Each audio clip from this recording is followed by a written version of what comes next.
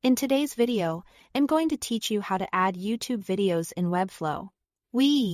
I'll walk through the full process of embedding a YouTube video into your Webflow project, and then adjusting the playback settings so it behaves the way you want on your site. This is a simple workflow, but knowing where each option lives can save you time and help you create a cleaner user experience.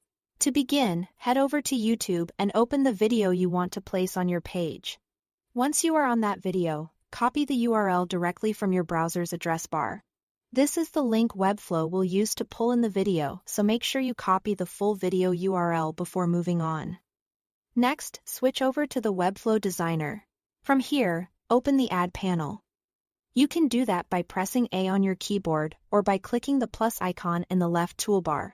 Once the Add panel is open, use the search bar and type in YouTube. You should see the YouTube element appear in the results. Now drag that YouTube element onto the canvas and place it wherever you want the video to appear on your page. After the element is added, go to the Settings panel on the right side. In the designated field for the video link, paste the YouTube URL you copied earlier.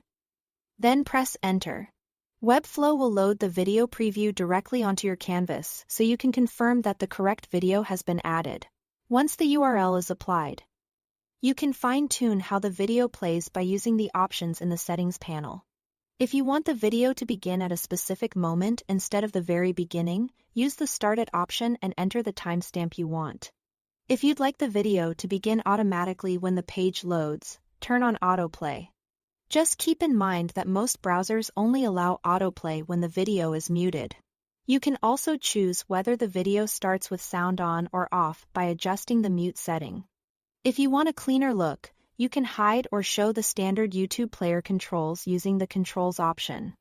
And if privacy is important for your site, enable privacy mode. This helps prevent YouTube from tracking visitor data unless someone actually plays the video. When everything looks good, click Preview to test the video on your page and make sure it behaves as expected. If everything is working properly, click Publish to push the changes live. That's all to it. Thanks for watching.